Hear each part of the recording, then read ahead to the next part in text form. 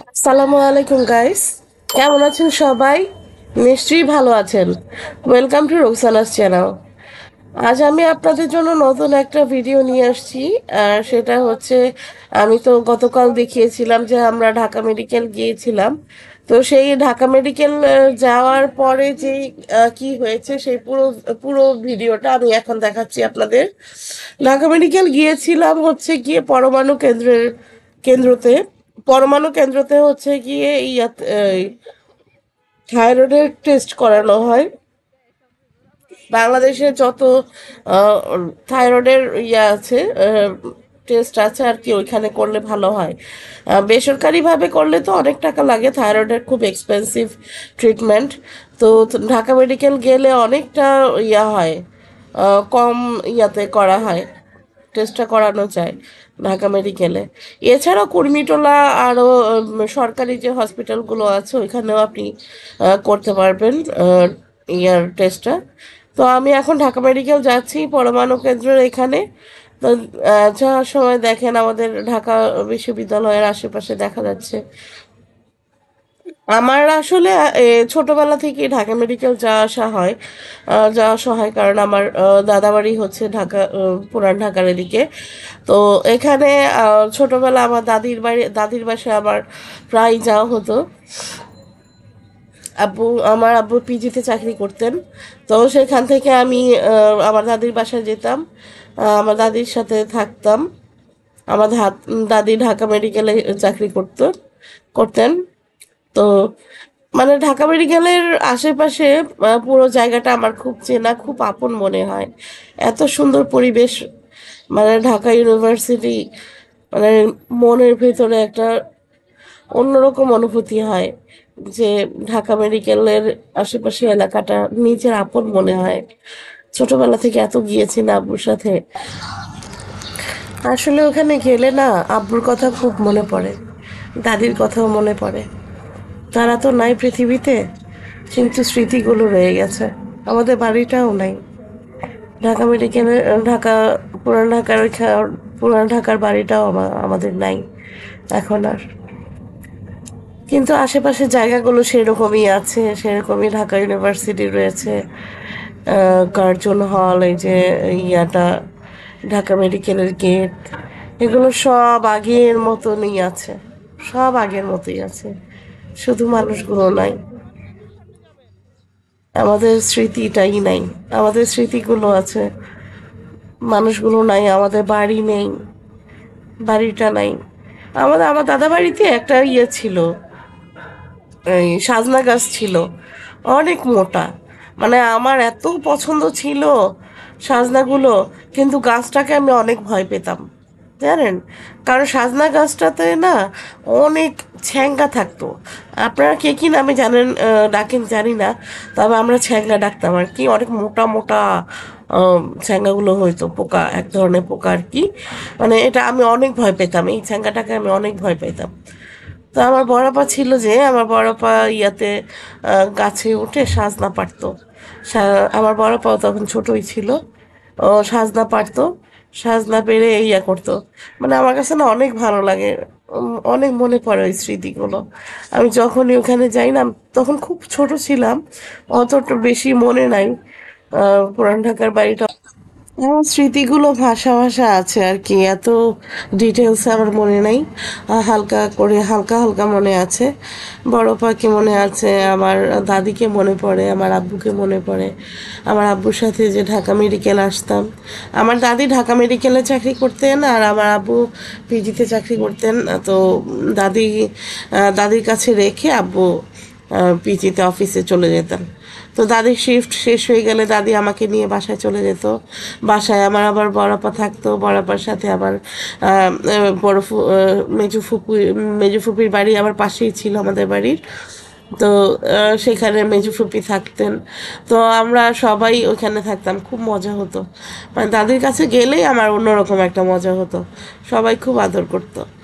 তো এই স্মৃতিগুলো আমার মনে পড়ে আসলে। এখন আমি এই যে পুরান ঢাকার এখানে আসলে আমার সেই আগের কথাগুলো মনে পড়ে, আশেপাশে তাকাই আর আমার সেই স্মৃতিগুলোই খালি বারবার চোখের সামনে ভেসে ওঠে। আমার আপনজনেরা এখন নেই, আমার দাদিও নেই, আমার আব্বুও নেই, আমার ফুপিরাও নেই, শুধু ছোট ফুপি আছে, একজন ফুপি আছে আমার এখন আর অবশিষ্ট, আর কেউ নেই।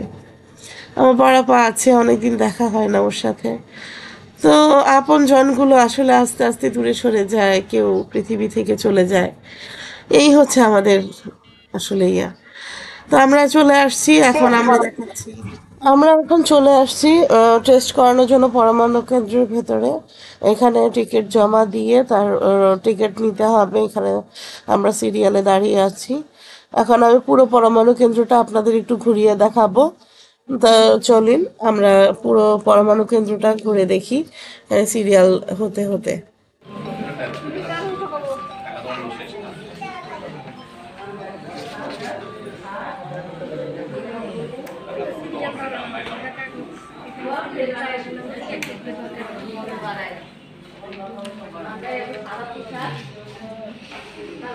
এই হলো পরমাণু কেন্দ্র।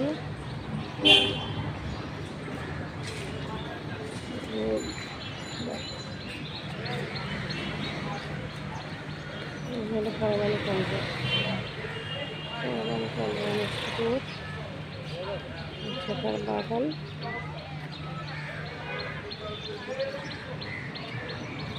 অনেক সুন্দর, তাই না?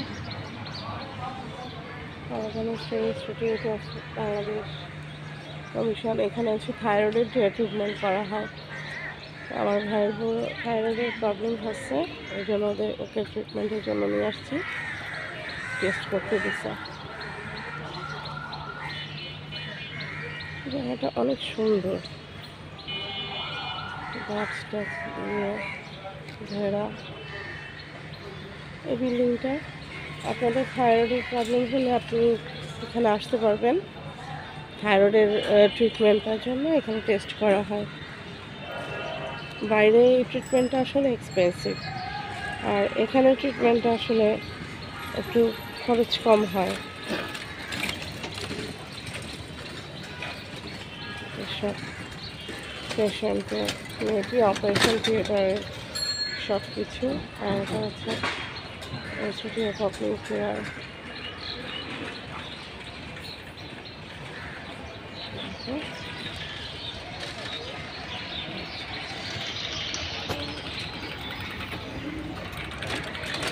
হচ্ছে পুরো ইয়েটা,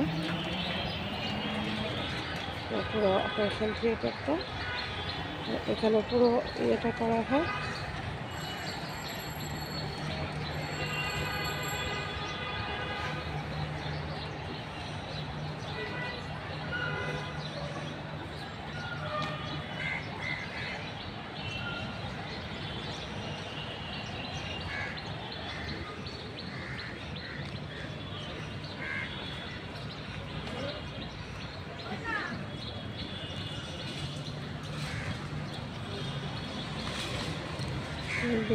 ঢোকার পর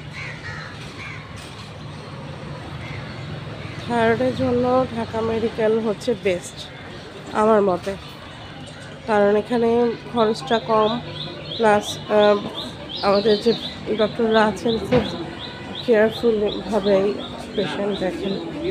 সব এই যে সব সিরিয়ালে বসে আছে, এখানে রিসেপশনের লোক আছে, সিরিয়ালে আছে সবাই। সিরিয়াল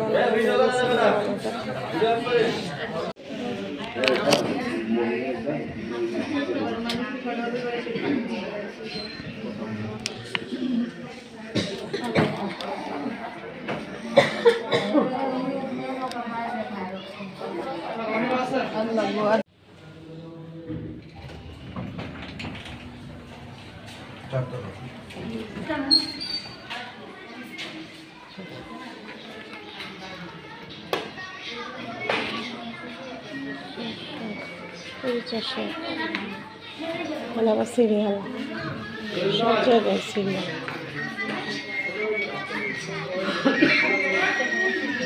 হ্যাঁ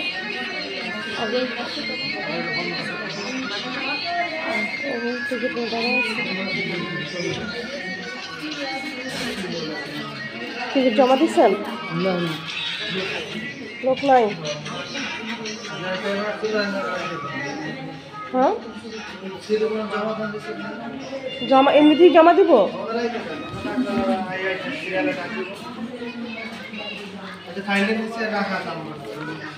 নিচে রাখতে বলতেছে আপু, এই কোনা ভাঁজ করে দেন, তাছাড়া ঢাকায় আসছি। হ্যাঁ, তাহলে আপনার হ্যাঁ, ফাইলগুলো উল্টা করে রাখেন, যারা উল্টা করে রাখেন। ঢাকায় আসছি তো ভাই, সবার নিচেগুলো আগে আসছে। নিচেরগুলো হ্যাঁ, এই রাত্রিতে আসছি। সিরিয়াল আছে, ওটা উল্টা নিচের গুলো আগে।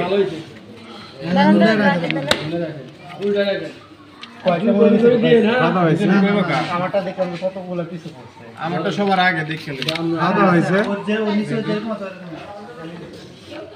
না, ডাক্তার দেখানি না, আগে যে পরীক্ষা দিয়েছে, পরীক্ষা গেল করাবে, তারপর আবার রিপোর্ট লবে দেবে, তার ঠিক নাই। নিচের গুলাই আগে যাবে, নিচের গুলাই আগে যাবে। ঠিক আছে, ঠিক আছে, উল্টায় নেবে না, উল্টায় নেবে না। আচ্ছা, ওনাদের সিস্টেম ওনারাই ভালো বুঝে। দেরি আছে। এই ছিল আমার আজকের ভিডিও। কেমন লাগলো সবাই আমাকে কমেন্ট করে জানাবেন। আজ আপনাদের সাথে অনেক কথা শেয়ার করলাম, আমার অনেক স্মৃতি, অনেক অনেক কিছু আমি আপনাদের সাথে শেয়ার করলাম।